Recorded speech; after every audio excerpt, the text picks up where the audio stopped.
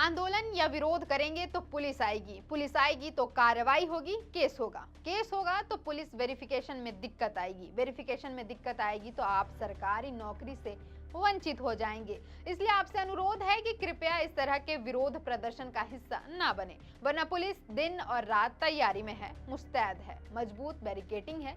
नौकरी चाहिए तो विरोध प्रदर्शन या आंदोलन का हिस्सा मत बनिए।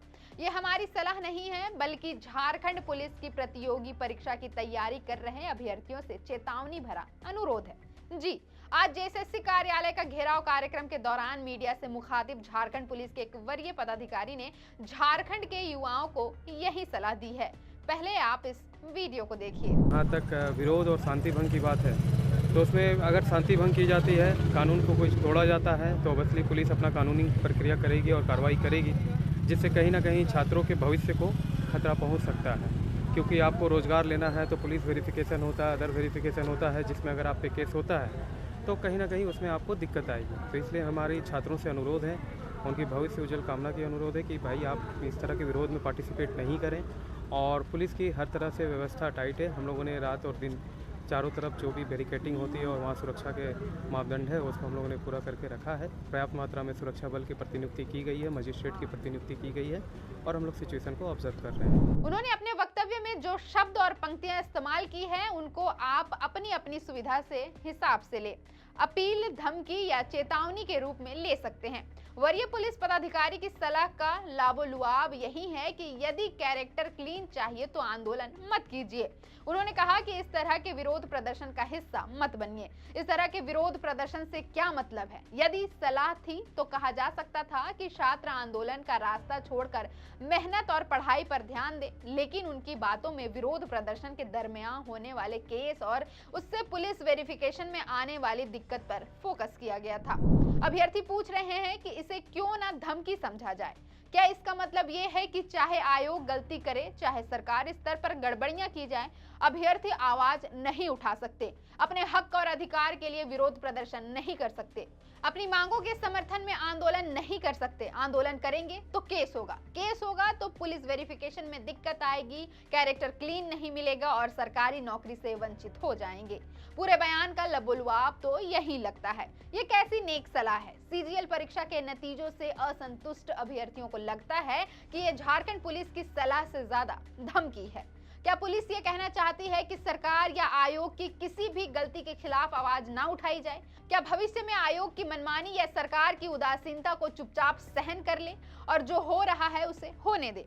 क्या आंदोलन में केस के नाम पर छात्रों की आवाज को यूं ही दबा दिया जाएगा? क्या यह चेतावनी है कि हेमंत सोरेन सरकार के अगले 5 साल के कार्यकाल में प्रतियोगी परीक्षा की तैयारी कर रहे छात्र छात्राओं को सारे अन्याय चुपचाप सहन करने होंगे? अभ्यर्थियों का कहना है कि ये हम नहीं कह रहे हैं कि प्रत्येक परीक्षा में आयोग की संलिप्तता होती है, सभी गड़बड़ियों के लिए सरकार जिम्मेदार है। यदि आज हमें सीजीएल नतीजों को लेकर अनुरोध की आड़ में मुकदमे का डर दिखाकर धमकाया जा रहा है, तो क्या जनवरी में हुई सीजीएल परीक्षा भी ठीक थी? यदि तब हम अभ्यर्थियों ने आंदोलन नहीं किया होता तो आयोग और सरकार पेपर लीक के आरोपों को नहीं मानती, जांच टीम का गठन नहीं करती, परीक्षा रद्द नहीं करवाती। आंदोलन में कौन वांछित है और कौन अवांछित तत्व, ये पहचान करना तो पुलिस का काम है। क्या अन्याय के खिलाफ आवाज को केस की धमकी देकर दबा दिया जाएगा? आज आंदोलन कर रहे अभ्यर्थियों को मुकदमे की धमकी देकर डराया जा रहा है। आंदोलन पर सरकारी नौकरी से वंचित किए जाने की बात कही जा रही है, लेकिन यदि आंदोलन नहीं होगा तो गड़बड़ियां कैसे पता चलेगी? अभ्यर्थियों ने अपने बातों के हक में कुछ तर्क दिए हैं। जब उनके आंदोलन की वजह से ही कुछ प्रतियोगिता परीक्षाओं में बड़ी गड़बड़ियां उजागर हुई। 29 अक्टूबर 2023 को नगरपालिका सेवा संवर्ग की 930 पदों पर नियुक्ति के लिए परीक्षा ली गई थी। परीक्षा के तुरंत बाद इसमें पेपर लीक के आरोप लगे। अभ्यर्थियों ने सबूत के साथ दिखाया था कि क्वेश्चन बुकलेट नंबर तक से छेड़छाड़ की गई है। आयोग ने आरोपों को सही पाया और परीक्षा रद्द की गई। 28 जनवरी 2024 को जेएसएससी सीजीएल की परीक्षा हुई। परीक्षा के तुरंत बाद पेपर लीक के आरोप लगे। टेलीग्राम और व्हाट्सएप जैसे चैटिंग ऐप पर प्रश्न और उत्तर वायरल थे। आयोग ने पहले तो नकारा, लेकिन 31 जनवरी को भारी विरोध प्रदर्शन के बाद परीक्षा को रद्द किया। 4 फरवरी वाली परीक्षा स्थगित की गई। डीएसपी रैंक के अधिकारी के नेतृत्व में एसआईटी का गठन किया गया और विधानसभा के कुछ कर्मियों सहित कई अन्य लोगों को पेपर लीक में संलिप्तता को लेकर हिरासत में लिया गया। यदि अभ्यर्थियों ने आंदोलन नहीं किया होता तो ऐसी गड़बड़ियां कभी उजागर नहीं हो पाती। 21 और 22 सितंबर को ली गई सीजीएल परीक्षा पर कई सवाल हैं। 12 दिसंबर को आंदोलन हुआ तो सरकार ने सीआईडी जांच के आदेश दिए हैं। केवल झारखंड ही नहीं बल्कि बिहार, यूपी, हरियाणा, राजस्थान और छत्तीसगढ़ सहित अन्य राज्यों में भी विभिन्न प्रतियोगिता परीक्षाओं में पेपर लीक के मामले सामने आए हैं, वो भी तब जब अभ्यर्थियों ने आवाज बुलंद की है, आंदोलन किया है। हाल ही में बिहार में सीएचएस बहाली के लिए ली गई परीक्षा पेपर लीक के आरोपों में रद्द की गई है।